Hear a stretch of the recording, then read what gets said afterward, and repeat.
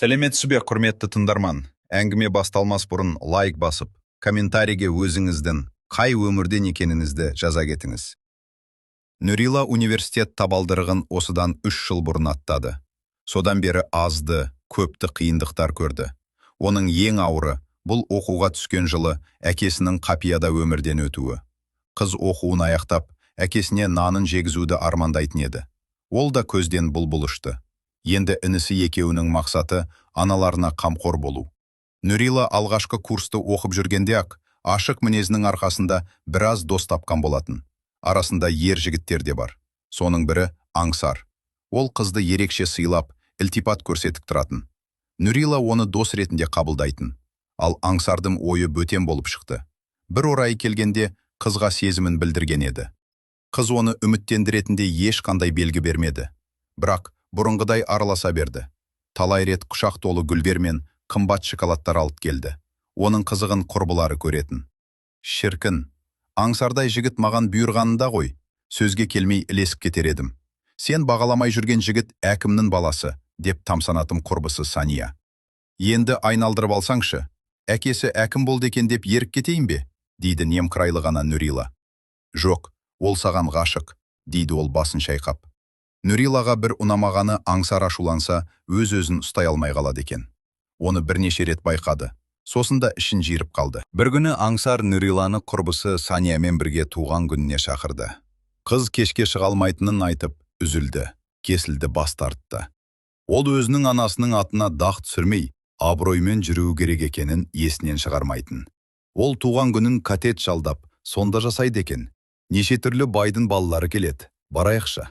Өтініш, сен тимесең де, біз тиейік байды мұлына, деп қиылды Сания. Құлақ етін жеп қыңқылдай берген соң, Нұрила басын изеп, баруға келісті. Сания ерекше жасанып, сәнденіп шықты. Нұрила боянбай, қарапайым киініп барды. Ол жерде расында да ауқатты отбасынан шыққан жігіттер жиналған екен. Аңсар Нұриланы көріп қуанып кетті. Қыздар сыйлықтарын беріп, ішке кірді. Жанып өшкен түрлі түсті жарықтар мен даңғаза әуен бас ауыртады. Әдетте, қыз мұндай жерлерге мүлдем бармайды. Ал Санияға ештеңе таңсыр емес сияқты, бірден үйренісіп кетті. Бір уақытта бейтаныс жігіт келіп, Санияны биге шақырып алып кетті. Қыздың жалғыз отырғанын көрген Аңсар қасына келіп отырды. «Қалайсың?» деп жымиды ол қызға. Қыз басын изеп қойды. Осы сәтте баяу әуен қойылып, жастар вальс билей бастады. Аңсар Нұриланы қолынан тартып биге шақырды. Екеуі биге шықты. Әуен аяқталған соң орындарына келіп отырды. Даяшы жігіт екеуіне шырын алып келген екен. Қыз асықпай сызылта ішті. Аңсар оған келміріп қарап қалған екен. Сонша тесілгені несі, деп ойлады Нұрила. Сания әлгінде ғана топтың ортасында билеп жүрген секілдеді. Көзге түспей қалды. Қыз құрбысын іздемек болып орнынан тұра бергенде басы айналып кетті де, Аңсар ұстап қалды. Ары қарай талқысып кетті де, одан кейін не болғаны есінде жоқ. Есін жиса, түнгі сағат 3 екен. Төменгі қабатта қатты шыққан әуеннің дыбысы әлі толастамақты. Әлгінде басы айналып кеткен еді. Сосын осында алып келген екен ғой, деп ойлады. Көрпесін ысырап, орнынан тұрмақ болып жатқанда, үстінде киімдері жоқ екенін көріп, шошып кетті. Көрпені ораған бойда орнынан атып тұрды да, үлкен төсектің екінші жағында жатқан Аңсарды көріп, айқайлап жіберді. Мұның даусынан жігіт те оянды. «Ақ сазаным, тұрдың ба? Не деген тәтті едім өзім. Білген едім, пәк екеніңді. Сол ішінде сені сүйген едім», деп ерсі ыржиды. Қыз төсекке қарады да, шашын жұлып жылай бастады. «Нұрила, неге жылайсың? Мен сені аламын, қорықпа», деді ол қыздың белінен ұстап. «Тарт қолыңды, арам неме, өлсем де саған тимеспін», деп айқайлады қыз. «Тыныш, тыныш. Төменде біздің универдің жастары бар. Бәрі сенің енді абыройынан айырылған қыз екеніңді білсін демесең», деп жай ғана құлағына сыбырлады. Қыз қорланып кетті. Тез-тез киініп төменге түсті. Билеп жүрген топтың арасында Сания да бар екен. Қолын бұлғап шақырып еді, шыға қоймады. Нұрила сыртқа шығып, көлік тоқтатты да үйіне барды. Анасы мен інісіне дыбысын білдірместен, өз кілтімен есік ашып ішке кірді. Жуынатын бөлмеге барып, жылап отырып шомылды. «Анама, не бетімді айтам?» деп жанын азаптады. Ол таң атқанша көз ілмеді. Ертеңіне таң ертең ауырып тұрғанын айтып, сабаққа бармады. Екінші күні анасы бірдеңеден сезіктеніп қалар деп, Құрс тілдерін сүйретіп университетке барды. «Сәлем, Нүри», деді Аңсар. Бұл оны көрмегенсіп өтіп кетті. Мұны көрген жігіттер Аңсарды мазақтап, ду етіп күлді. Ол тағы ашуланып кетті. Көп болмай қыздың ұялы телефонына хабарлама келді. Ашып қараса, өзінің жалаңаш сурет екен. Ол қалшылдап кетті. «Менде мұнан зоры бар. Сабақтан соң көлігімде күтемін», деген хабарлама келді артынан. Нүрила сабақта отыр деген аты болмаса, бар ойы далада еді. Ендігі жерде атаға елге жайылған қыз болып кету қаупі оны қатты мазалады. Одан өлгені артық еді қыз үшін. Сабақ аяқталған соң, қыз Аңсардың көлігіне барды. «Өз аяғыңмен келдің бе? Мен де солай жүгірткен едің», деп күлді ол. «Телефоныңда не бар? Бәрін өшір», деді қыз тістеніп. «Ала ғой жаным, сен өзің өшір», деп қолына видео қосылған телефонды берді. Ол жерде есім білмейтін қызды арамза жігіттің қалай абыройынан айырып жатқан түсірілген екен. Нүрила ашуланып видеоны өшіріп тастады да, көліктен шығып кетпек болып жатыр еді. «Мұнаны да өшіресің бе?» деп екінші телефонын көрсетті. Қыз қолын созып алмақ болғанда, білегінен қыса ұстап ерінен сүйді де. «Енді сен менің торымдасың. Мені қалай қинадың, солай қиналасың. Егер менің дегеніме көнбесен, мына видео қазір-ақ тарап кетеді. Анаң мен інін не дер екен?» деп қарқылдап күлді. Қыз бетін басып отырып қалды. Сол күннен бастап Нүрила Аңсардың қуыршағына айналды. Қалаған уақында алып кетеді де, тән құмарын қандырады.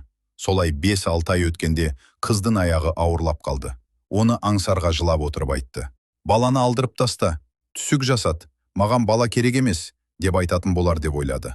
Бірақ керісінше Аңсар қуанып, жақын күндері құда түсіп, қызды алып кететінін айтты. Көп уақыт өтпей, ол уәдесінде тұрып, Нүрилаға үйленді. Тойлары болды.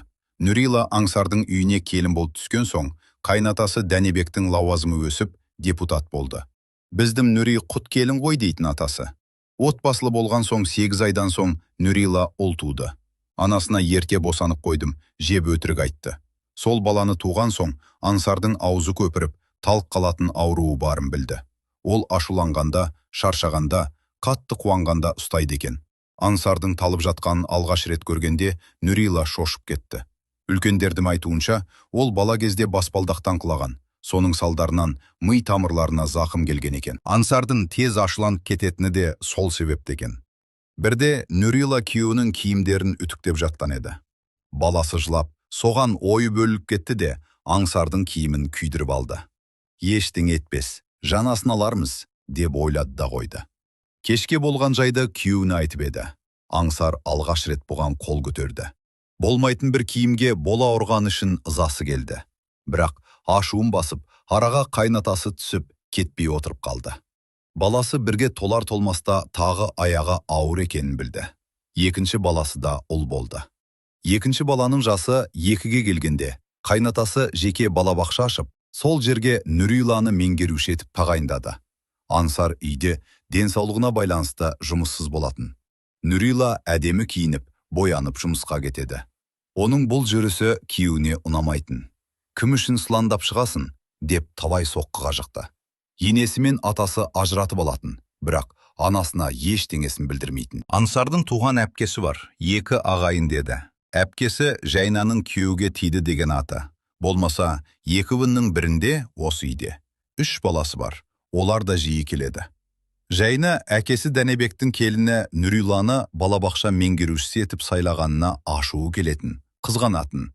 Ол өкпесін әкесіне айтқан еді. «Кезінде оқымаған өзіңмен көр. Не дейсің маған? Нүриланың білімі жетіп тұр басқаруға. Сөзді көбейтпе», деді. Содан бері ыңғайы келсе, келінге тиісіп қалғысы келіп отырады. Іздер, сұрар жоқ бейшара. Кімнен көтергенін әйтеуір аңқау үніме тиіп алды. Ол да басқа қыз таппағандай, көкпеңбек қылып мұнаған несіне қызықты екен деп есіртіп айтып отыратын. Нүрила естімеген адамша жүре беретін. Бір жақсысы, көп жерде қайнатасы сөзін сөйлейтін. Соңғы кездері қайнәпкесі Нүрилаға қол көтеретін болды. Күйеуінен бір, қайнәпкесінен бір таяқ жеп, келін әбден азар болды. Төркініне кетіп қалайын десе, анасының жүрегін ауыртып аламын деп уайымдайды. Ораза айы болатын. Дәнебек бала-шағасын ертіп көкке шыққан еді. Қызы Жайнаның аузы берік болғандықтан бармады. Басқалары барып көңіл көтеріп, кеш болғанын байқамай алған екен. Асығып үйге келді. Ауыз ашатын уақыт болып қалған екен. Нүрила жүгіріп жүріп тамақ дайындай бастады. Жания орнарға қара таппай ас үйге келіп, келінге тиісе берді. Кеш батқанша шошқа тағалап жүрдің бе сен? Саған көкке шығудың не керегі бар? Дым көрмеген, бейшара деп жанын алды. Нүрила үнсіз жүре берді. Сөйлесе басы дауға қалатын біліп тұр. Сен мені әдейлеп ашуландырып, өзің үндемей тұрсын, деп ұйығынан тартты да шапалақпен бетінен ұрып жіберді. Келін бетін басып бөлмесіне жүгіріп кіріп кетті. Бұл уақытта Жания ас үйден шыға сала, ерсілі-қарсылы жүгіріп, айқайлап, жылап жүрген еді. Қолында сөмкесі бар. Әкесі оның даусын естіп, сырттан кірген беті болатын. «Не болды, қызым?» деп сұрады, жылап отырған қызынан. «Анау мені ұрды. Ертерек тамақ дайындап берші дегенім үшін ұрды» деп, Нүриланың бөлмесі жақты нұсқады. Дәнебек ашуланып келіннің бөлмесіне кіріп барды да: «Сен менің арқамда адам болып отырсың. Бұл үйден менің қызымды қууға хақым жоқ. Керек десем, мен сені қуып жіберемін. Балаларды ешқашан көрмейтін боласың», деді түкірігі шашырап.